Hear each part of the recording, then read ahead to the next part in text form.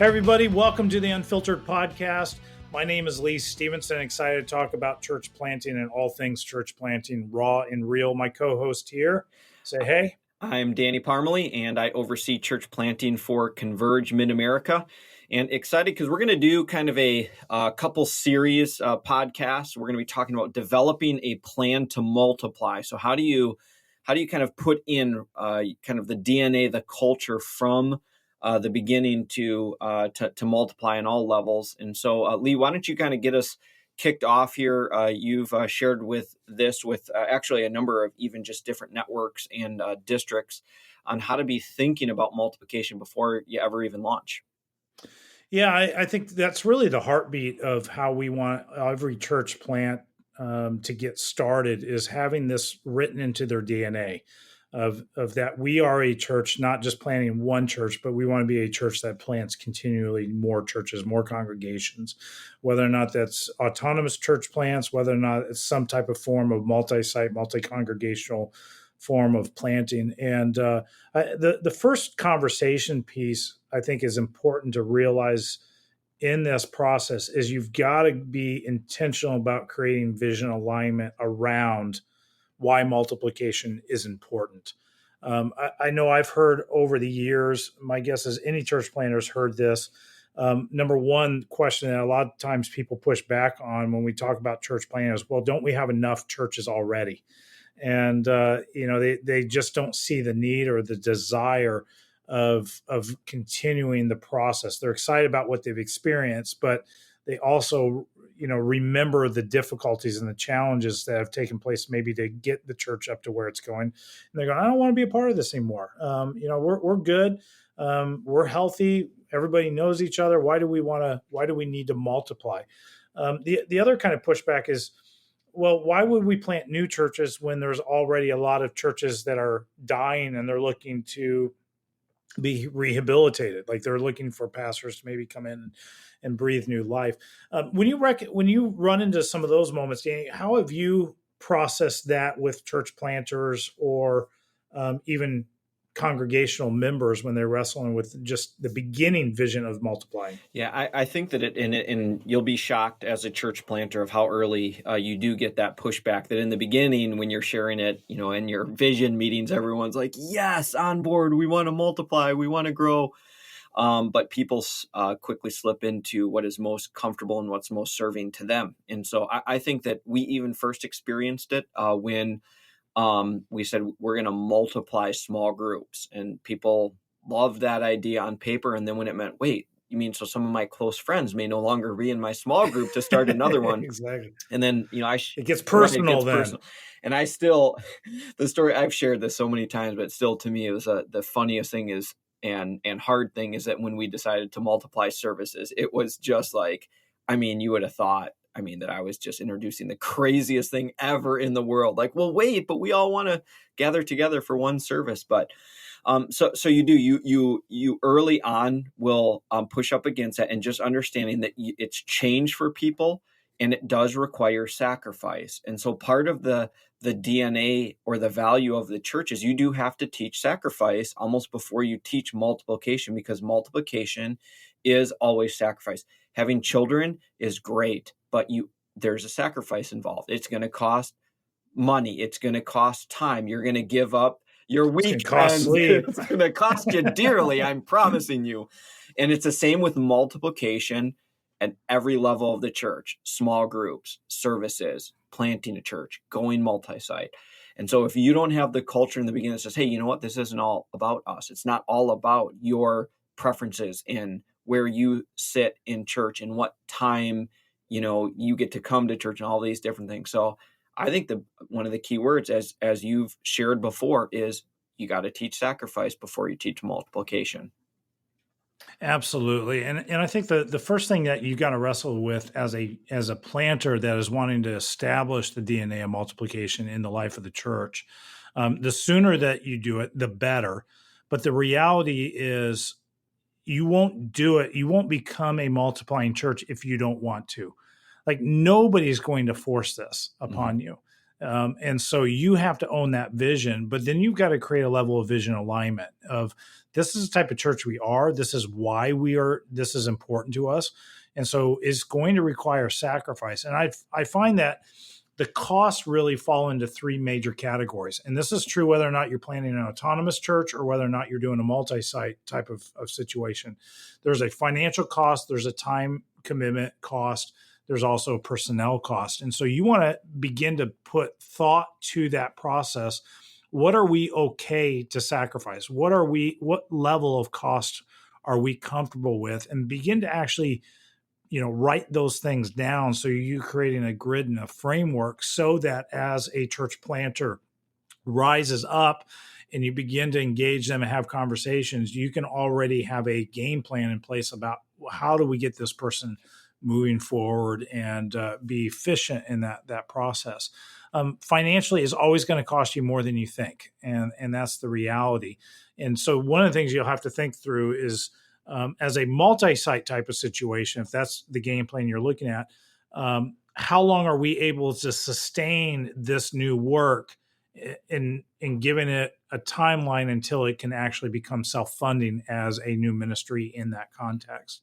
How long did you guys, as a multi-site church, Danny, how long did you find that it took sometimes for that new established work, that new congregation to actually become fully self-sustaining? Yeah, so we had two different sites. Our first one became self-sustaining if you and it's always hard to kind of figure that out exactly because of people are giving in different spots and in different ways. But that one became self-sustaining within a year. So that was pretty quick. We had pretty explosive growth in that one. And I want to say, a year, that needs to be the reality. That's why you've got to sit down and count some of those costs. Yeah. Like it took a year to get to that point. That was great for us. We celebrated that. And then with our third location, that was an area that was intentionally planted or launched in a economically depressed area. And so we actually factored that into to never be self-sustaining. So, okay. But and even to the day that I left, I'm not sure. Now, if it does become self-sustaining, that's great. But we saw it as huge. As hey, we want to do whatever we can to reach the people there. So there's actually going to be a sacrifice or a cost long term for us, and we're okay if this is always at kind of a negative, like it's costing us more for rent and for personnel, to be able to reach, that part of the city. So.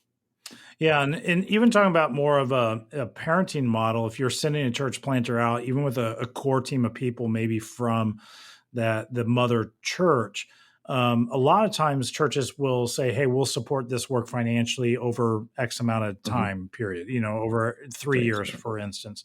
And I would encourage it, as if you're looking at parenting a church and that kind of fits your model, that you have a decreasing amount as the church ages to of how much money you're investing into that project. So year one, you may go, hey, we're going to support the church planter 100% of his income so that he can just fully be focused in on this. But maybe year two, we're going to cut it to 75%, year three, maybe down to 50%. And then by the next year, they need to be fully self-sustaining. And so in other words, there is health in keeping that church plant hungry. In other words, making sure that they don't feel like, well, mama's always there and she's just going to take care of us. That may be true, but there is a reality that they need to buy into this work themselves and become personally, financially self-dependent. And this is just my own preference or opinion, but I would never support a church planter 100% for that exact reason. No. But I'm saying that could be just giving a broad example. And speaking to this, I mean, we just in a recent episode, we had talked about, hey, when you don't have very many resources, make sure you continue to save and express generosity. Part of that is linked directly to this. If you plan on being a multiplying church, and you're going to multiply services and sites or plants, congregations, whatever it is, you can't do that unless you plan for that right away in the beginning. So you're saving so that you're going to have some resources to be able to plant a church or to do a site, and that you do have generosity based in, so you can send out a planter or a team of people. And it's going to be, again, the same thing with personnel as well, too, that you're going to have to demonstrate that generosity. The hardest thing actually to give away isn't to give a church planter a check for 10 grand. It's to give your 3 best families that are serving, they're the glue, tithing and inviting all their neighbors. And when all of a sudden they go, you know what, I'm going to be part of this new work. It's like, no. Big gulp. Yeah, exactly. I don't want that to take place.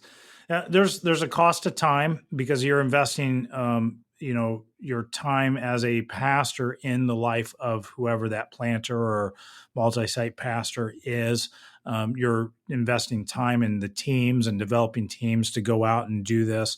And then, like you just talked about, the personnel cost, you got to count that. What are we okay with?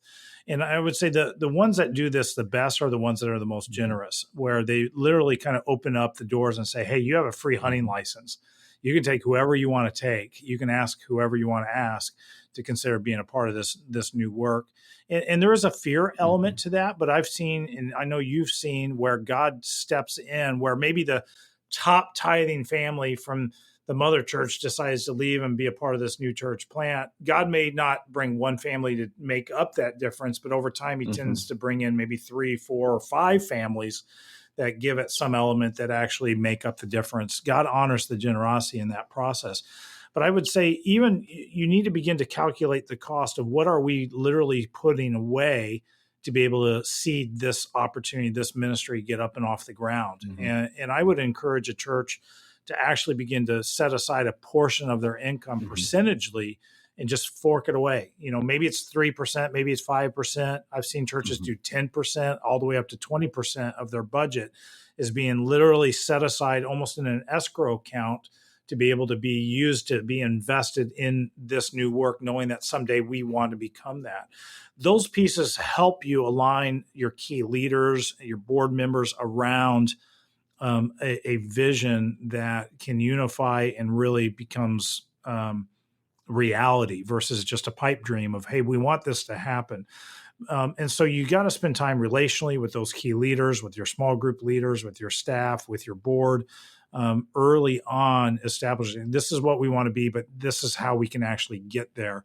But make sure that you're very, very clear in the conversation in that process to establish expectations. It will require sacrifice, but I think it honors the heart of God in this process. Yeah, absolutely. And in Converge Mid-America, our planters do sign in their covenant that they will, set their giving at 10%. And so part of that is just because of the way that we do our grant process, and that they're paying forward so that they're I don't want to say forced into multiplication and generosity and church planning, but we kind of set that.